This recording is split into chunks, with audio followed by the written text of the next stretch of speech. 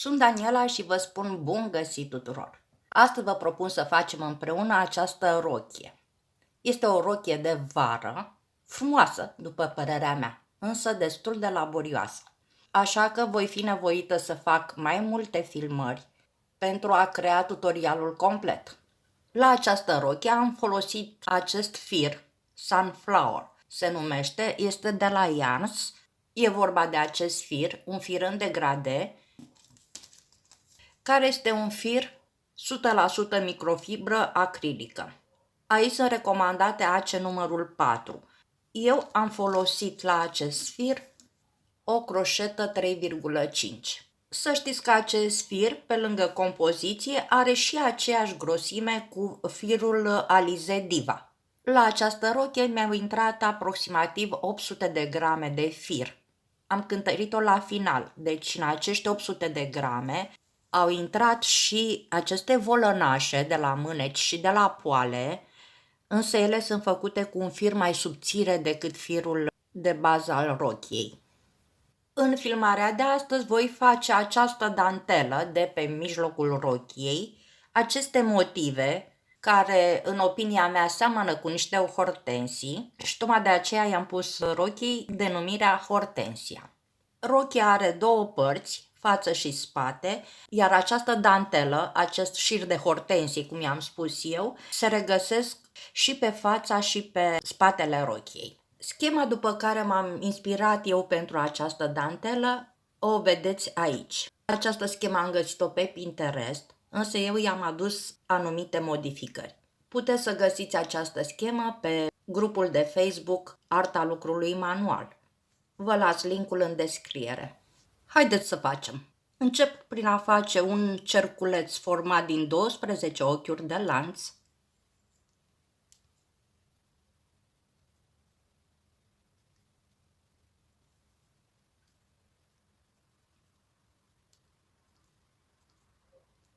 Și închid cerculețul cu picioruș alunecat.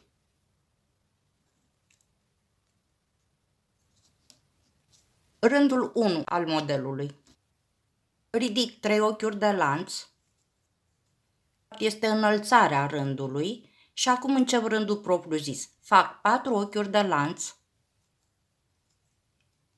cu care vin aici pe interiorul cerculețului și fac aici un picioruș lung sau un picioruș dublu prelungit. Eu o să-i zic picioruș lung. Cum fac acest picioruș lung? Dau o dată după croșetă, am venit în locul unde vreau să lucrez și am acum aici 3 bucle pe croșetă. Acum trag firul de la ghem prin prima buclă, apoi prin următoarele 2 și apoi prin următoarele 2. Am făcut astfel 2 piciorușe lungi. Acum fac un ochi de lanț despărțitor și acum mai fac 2 piciorușe lungi.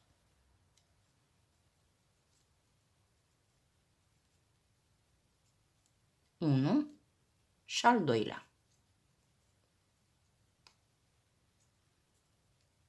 Fac acum 4 ochiuri de lanț pe care le închid tot în interiorul cerculețului cu un picioruș lung.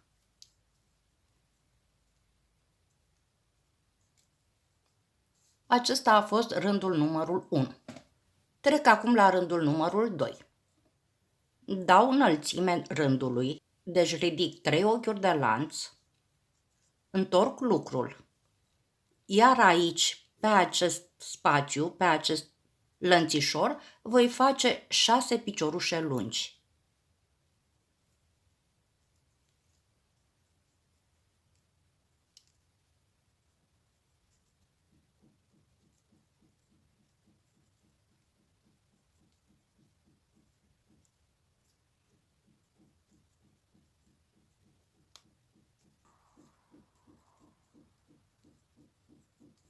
Deci aici, atenție, n-am pus la număr și cele 3 ochiuri de lanț ridicate, pentru că ele reprezintă de fapt marginea modelului de care eu voi veni și voi prinde colțișorii cu care bordurez decolteul. Deci am 6 piciorușe lungi fără ochiurile de lanț. Merg în continuare. Fac un ochi de lanț despărțitor, Iar pe centrul acestui motiv, mereu central, voi face 2 piciorușe lungi, un ochi de lanț și alte 2 piciorușe lungi.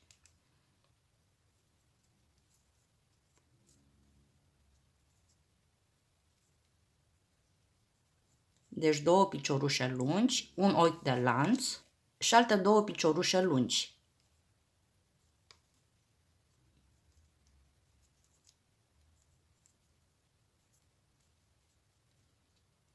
Acum, un ochi de lanț despărțitor și vin pe acest lănțișor și fac chiar 6 piciorușe lungi.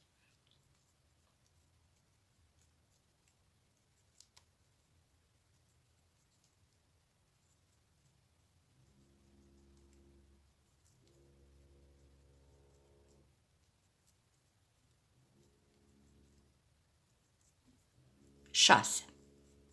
Acum fac și marginea de bordurare, marginea modelului, adică mai fac un picioruș lung.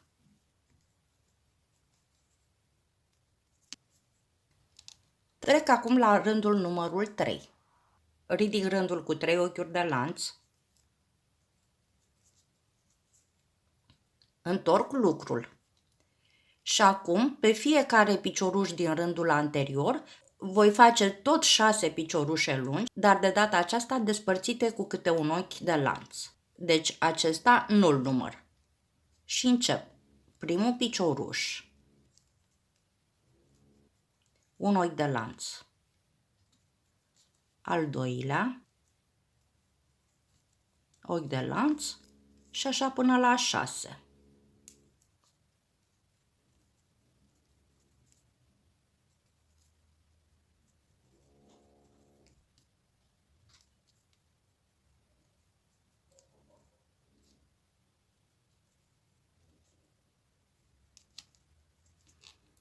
Am făcut 6 piciorușe lungi, fac un ochi de lanț despărțitor și acum mă duc pe centrul motivului și fac ca în rândul anterior. 2 piciorușe lungi, un ochi de lanț și alte 2 piciorușe lungi. Toate aici pe centrul motivului.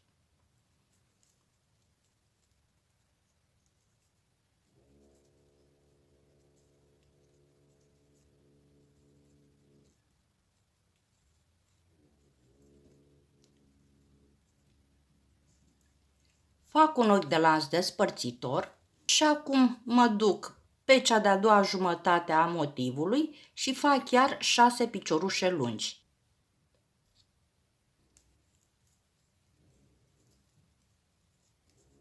Ochi de lanț de 6 piciorușe lungi despărțite cu câte un ochi de lanț.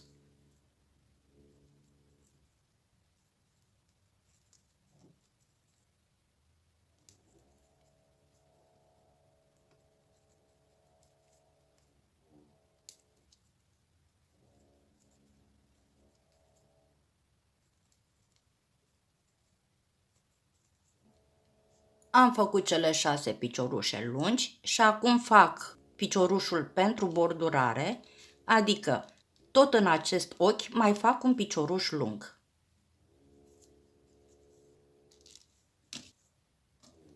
Rândul numărul 4. Ridic 3 ochiuri de lanț, întorc lucrul și acum urmează să fac 6 piciorușe lungi despărțite cu 2 ochiuri de lanț. Deci vin în primul picioruș, atenție, nu-l număr și pe acesta, vin aici, în primul picioruș, fac un picioruș lung, fac 2 ochiuri de lanț, mă duc în următorul picioruș lung, 2 ochiuri de lanț,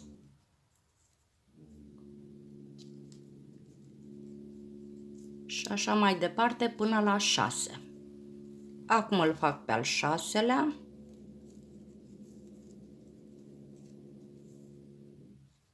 Am făcut cele 6 piciorușe lungi despărțite cu câte 2 ochiuri de lanț, deci am făcut prima jumătate a modelului. Am ajuns la motivul central. Despart aceste piciorușe de acest motiv cu un singur ochi de lanț și vin pe centru aici și repet motivul de jos. 2 piciorușe lungi, un ochi de lanț, 2 piciorușe lungi.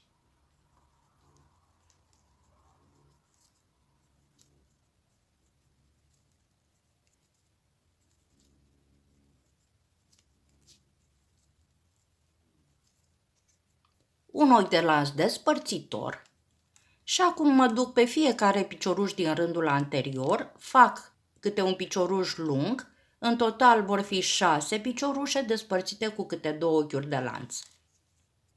Primul picioruș, 2 ochiuri de lanț.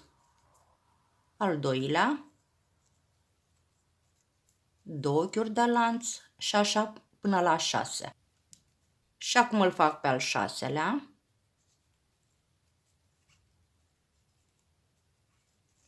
Și mai fac piciorușul de bordurare, echivalentul celor 3 ochiuri de lanț de la începutul rândului acesta. Deci tot aici.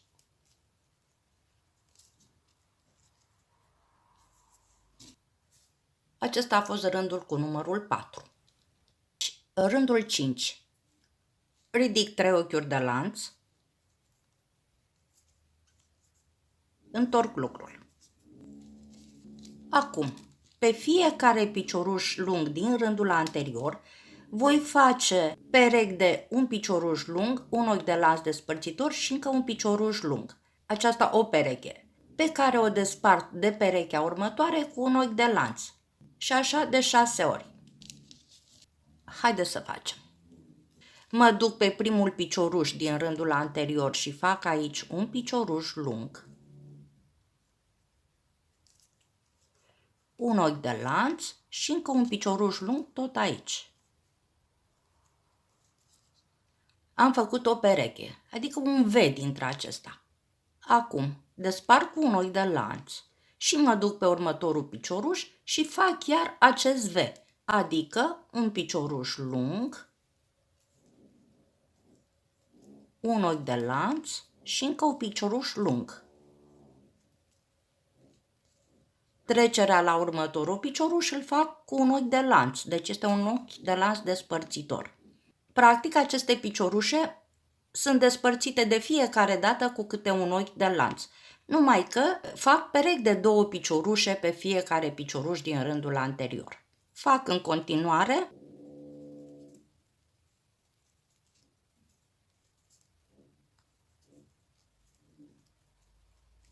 Este a 3-a pereche, un ochi de lanț despărțitor,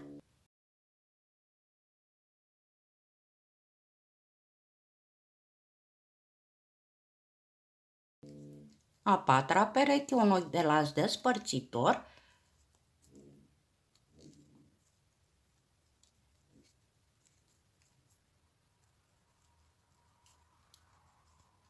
iar un ochi de lanț și cea de-a 6-a pereche,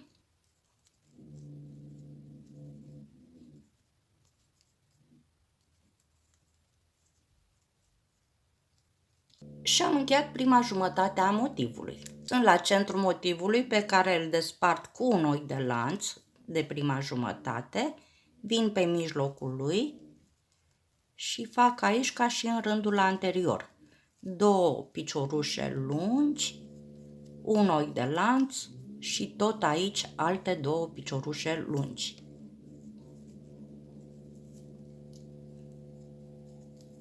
Despart acest centru cu un ochi de lanț de cea de-a doua jumătate a motivului, care se lucrează absolut la fel ca aceasta, adică perechi de câte 2 piciorușe lungi despărțite cu un ochi de lanț, iar între perechi am câte un ochi de lanț.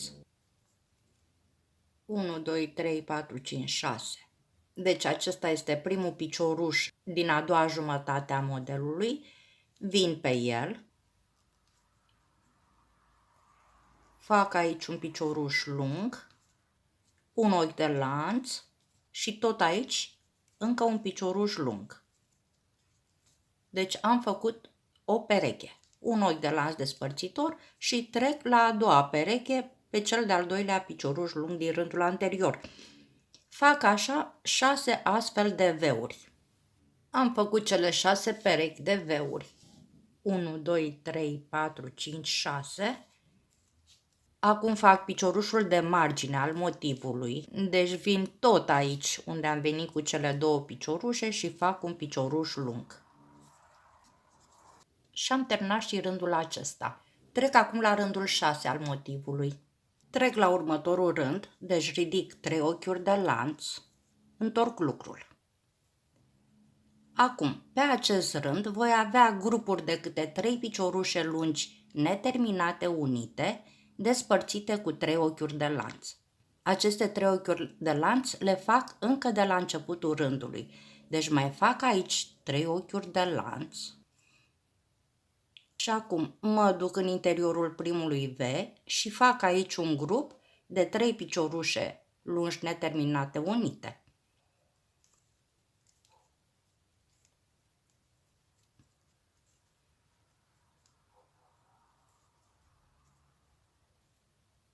Pe care le închid cu un picioruș scurt. Fac 3 ochiuri de lanț despărțitoare, mă duc la următorul V,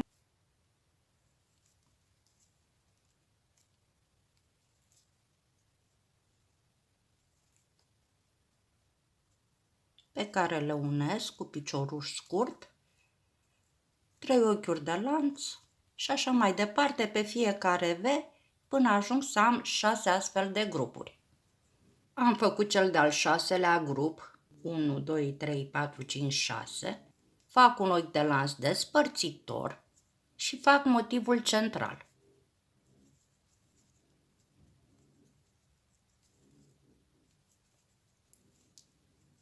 Două piciorușe lungi, un ochi de lanț și alte 2 piciorușe lungi.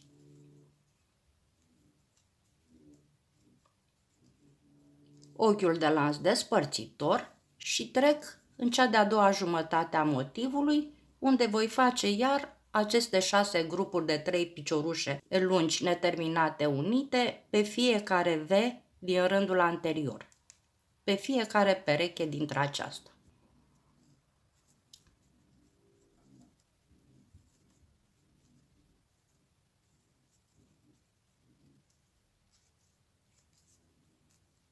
Trei ochiuri de lanț despărțitoare și mă duc la următoarea grupă.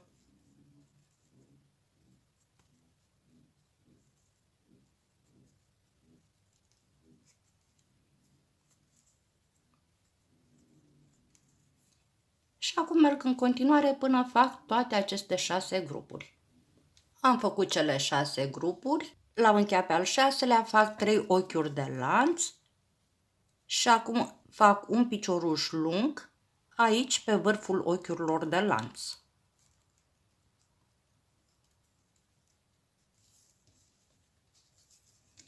Acesta a fost rândul numărul 6. Fac acum rândul numărul 7. Acesta este ultimul rând de la acest motiv. Ridic rândul, deci fac 3 ochiuri de lanț, întorc lucrul, iar pe fiecare lănțișor dintre acesta de 3 ochiuri de lanț dintre grupurile de mai jos, voi face așa, 3 piciorușe lungi,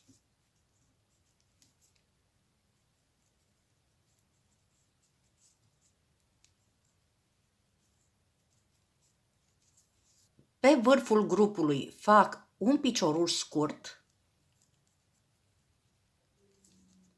trec la următorul spațiu, iar 3 piciorușe lungi,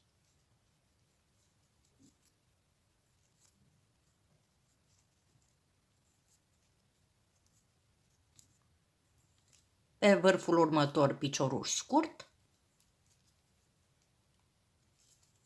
și așa mai departe, alternez. 3 piciorușe lungi pe spațiu, iar pe vârful grupului un picioruș scurt. Deci vor ieși 6 astfel de colțișori. Am ajuns la al 6-lea, am făcut cele 3 piciorușe lungi și mai am de făcut aici pe vârf piciorușul scurt. Acum, la al 7-lea rând, reiau practic rândul numărul 1. Deci fac 4 ochiuri de lanț. Intru pe mijlocul motivului și fac la fel ca până acum 2 piciorușe lungi, un ochi de lanț și alte 2 piciorușe lungi.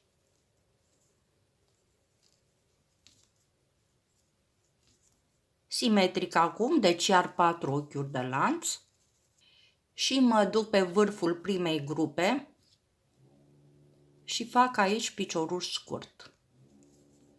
Pe spațiu fac iar câte 3 piciorușe lungi.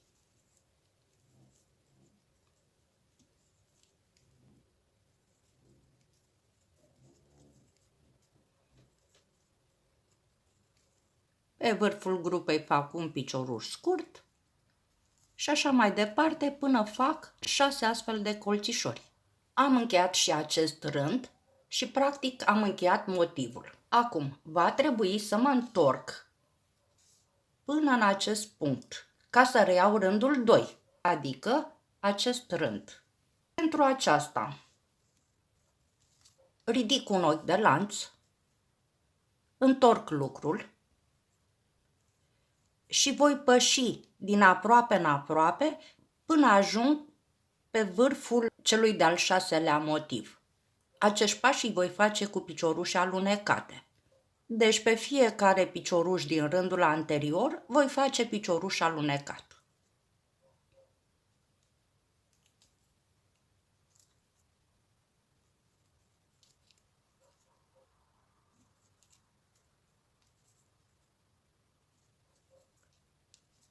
Inclusiv pe aceste piciorușe scurte dintre colțișori.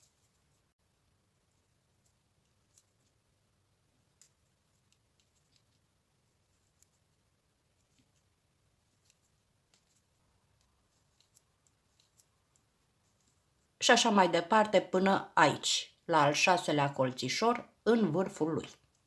Acum sunt la ultimul colțișor și voi merge cu picioruș alunecat până pe mijlocul lui. Deci în primul și al doilea picioruș din acest grup de 3, adică la mijloc.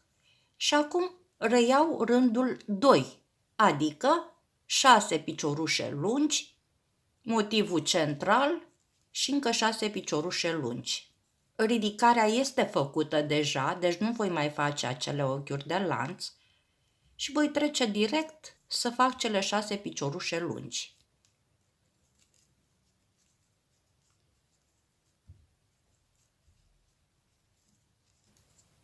Am făcut piciorușele pe prima jumătate a modelului, fac acum motivul central, un ochi de lanț despărțitor, acest mijloc,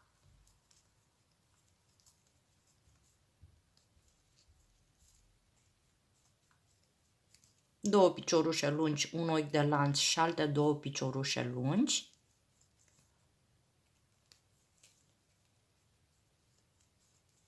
Și acum pe lănțișorul următor, pe spațiul acesta, 6 piciorușe lungi.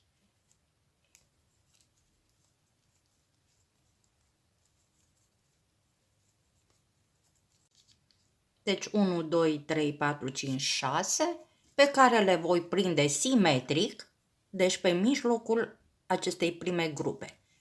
Prinderea o fac cu picioruș scurt. Acum ridic cele 3 ochiuri de lanț pentru rândul următor, pe care nu le consider ca fiind picioruș lung, întorc lucru și trec la rândul următor, adică acesta cu 6 piciorușe lungi despărțite cu câte un ochi de lanț. Primul picioruș, un ochi de lanț. Trec la următorul și tot așa până la 6. Am făcut cele 6 piciorușe despărțite cu câte un ochi de lanț, fac ochiul de lanț despărțitor, fac motivul central,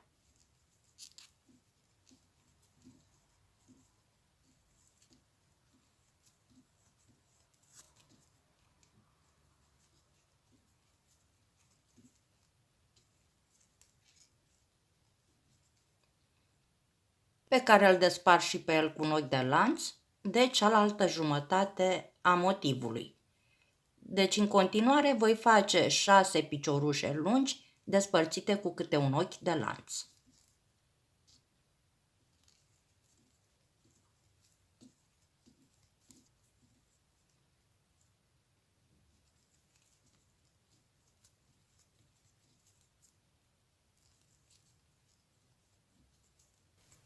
Am făcut cele 6 piciorușe lungi și ca să trec la următorul, ridic 3 ochiuri de lanț, dar pe care trebuie să le prind de motivul de jos. Deci mă voi duce în grupa următoare, pe mijlocul ei, și voi prinde aici cu piciorul scurt. Și acum trec la rândul următor. Deci, practic, cele 3 ochiuri de lanț le-am făcute, urmează să fac 6 piciorușe lungi despărțite cu câte 2 ochiuri de lanț. De data aceasta voi face cele 2 ochiuri de lanț și la începutul rândului. Întorc lucrul. După aceste 2 ochiuri de lanț despărțitoare, fac acum cele 6 piciorușe lungi despărțite cu 2 ochiuri de lanț.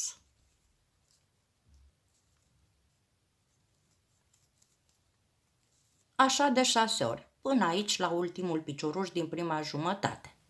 Am făcut cele 6 piciorușe, deci numărate de aici. Acum am ajuns la mijloc, fac ochiul de lanț despărțitor, fac centrul motivului,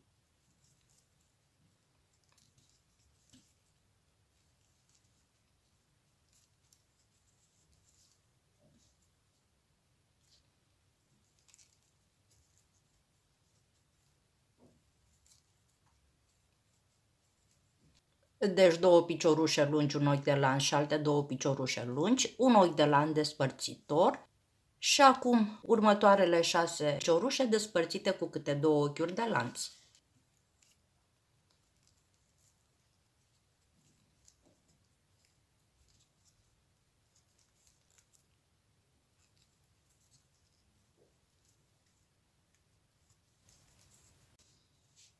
Și voi face simetric, deci după cel de-al 6-lea picioruș mai fac 2 ochiuri de lanț,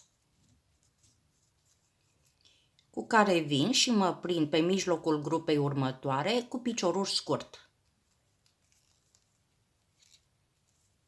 Acum ridic 3 ochiuri de lanț ca să dau înălțimea rândului, întorc lucrul și voi face practic rândul 5 al modelului, 1, 2, 3, 4 urmează al 5-lea, adică acele V-uri, perechi de piciorușe lungi despărțite cu câte un ochi de lanț, iar între perechi câte un ochi de lanț despărțitor.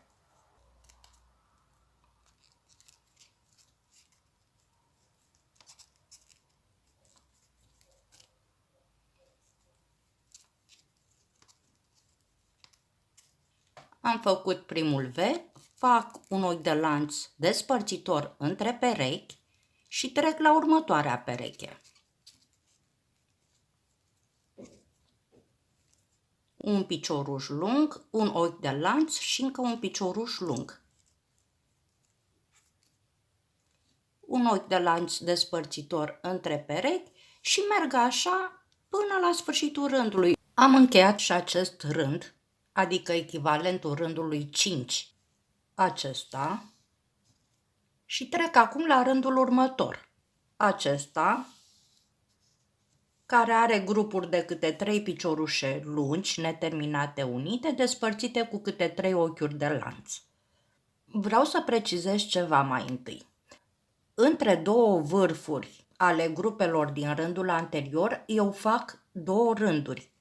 Aici avem 1 și al doilea și apoi am făcut prinderea. După prinderea pe acest vârf am mai făcut un rând pe care l-am lăsat suspendat. Deci nu l-am prins de colțișorul următor. Este vorba de acest rând pe care va trebui să-l fac simetric, deci îl voi lăsa tot suspendat. Și acum trec la rândul următor. Deci prinderea eu am făcut-o la rândul acesta aici. Acum ridic 3 ochiuri de lanț care reprezintă începutul rândului următor. Deci am 1 și îl fac pe al doilea, pe care îl voi prinde pe vârful colțișorului următor, aici. Prinderea o fac cu piciorul scurt. Acum fac cele 3 ochiuri de lanț despărțitoare, întorc lucrul și mă duc pe primul V și fac aici un grup de 3 piciorușe lungi neterminate unite. 1, 2, 3. Le unesc, fac un piciorul scurt, acum fac 3 ochiuri de lanț și trec la V-ul următor și fac și aici această grupă.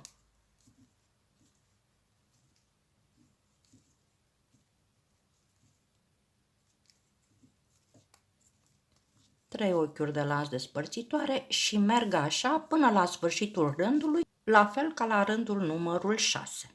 Adică cu același motiv central despărțit de cele două jumătăți cu câte un ochi de lanț. Am încheiat și acest rând, adică echivalentul rândului 6 de la primul motiv și acum voi face prinderea simetric ca aici. Deci aici am avut 3 ochiuri de lanț cu care m-am prins de următorul colțișor. Am făcut cele 3 ochiuri de lanț, mă duc pe următorul colțișor și mă prind aici cu piciorul scurt. Și trec acum la rândul numărul 7, adică acesta, și ultimul de la motivul acesta. După această prindere ridic 3 ochiuri de lanț ca să dau înălțime rândului. Mă întorc și acum voi considera aceste ochiuri de lanț ca fiind un picioruș lung. Le fac și pe următoarele două.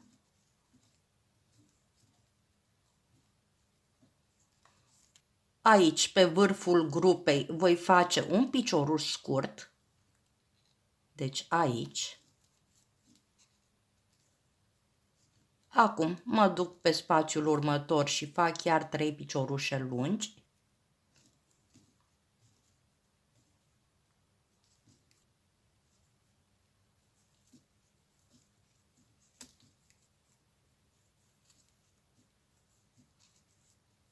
Un picioruș scurt pe grupa aceasta de 3 în vârful ei și continui așa până la a 6-a grupă, aici pe prima jumătate a modelului. Am ajuns aici, pe vârful celei de-a 6-a grupe, adică aici, și acum reiau rândul 1 al acestui motiv. Adică ridic 4 ochiuri de lanț, mă duc pe mijlocul motivelor, fac motivul central,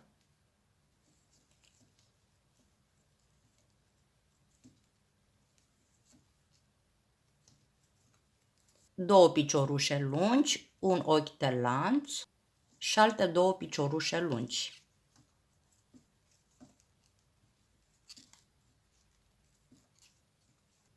După mijlocul motivului fac simetric, adică 4 ochiuri de lanț, cu care cobor pe mijlocul acestui grup și fac aici un picioruș scurt și apoi merg cu colțișorii aceștia în continuare, adică 3 piciorușe lungi,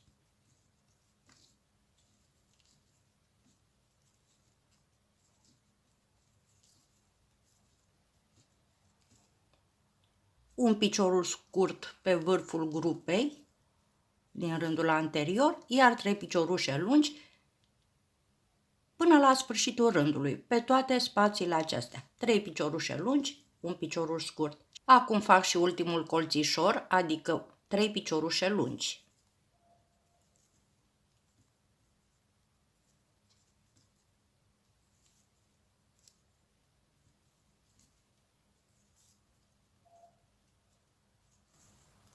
Și cu asta am încheiat și cel de-al doilea motiv, a doua floare. Observați că pe prima jumătate a motivului am 6 colțișori, pe cealaltă jumătate tot 6 colțișori. Însă la acest motiv de care m-am prins inițial, au rămas liberi 3 colțișori într-o parte și 3 colțișori în partea cealaltă. Acum întorc lucrul și mă voi întoarce cu piciorușe alunecate până pe mijlocul acestui colțișor, de unde reiau rândul 2 al modelului, adică acesta, pentru că pe primul îl avem deja făcut. Deci, practic, reluați așa cum am reluat acest motiv. Prinderile se fac la fel Și dacă lucrăm corect, la sfârșit ne rămân 3 colțișori pe o parte și 3 pe partea cealaltă. Lucrăm astfel mai multe motive câte avem noi nevoie să ajungem la lungimea dorită a rochiei. Când am ajuns la numărul de motive necesar, mă opresc. Și mă opresc aici, după al 6-lea colțișor de pe jumătatea a doua a motivului. Deci, la ultimul colțișor am făcut cele 3 piciorușe lungi și n-am mai prins cu piciorușul scurt dintre ele. Apoi am făcut un ochi de lans de siguranță și am încheiat rândul. Și totodată întregul șir de motive centrale, de hortensii. Lungimea o măsor de la baza decolteului până la poale. Măsor acest șir de flori, de motive. Însă nu aceasta este lungimea rochiei, pentru că la rochie se mai adaugă și acel volan, acesta, care are și el o lungime de aproximativ 10 cm. Șirul din spate al acestei dantele este cu 2 motive mai mari decât cel din față, pentru a-i da înălțime spatelui, să nu aibă același decolteu ca în față. Pentru orientarea dumneavoastră, eu am făcut în față 13 astfel de motive și evident în spate am 15 motive, adică cu 2 în plus față de șirul din față de hortensii. Aceasta a fost prima filmare de la tutorialul rochiei Hortensia. Urmează ca în filmarea următoare să facem trecerea de la acest șir de flori la modelul de bază al rochiei. Deci această trecere, care în opinia mea seamănă cu niște frunzulițe. Până atunci eu vă doresc spor la lucru, o zi cât mai frumoasă și să ne revedem cu bine. Pe curând!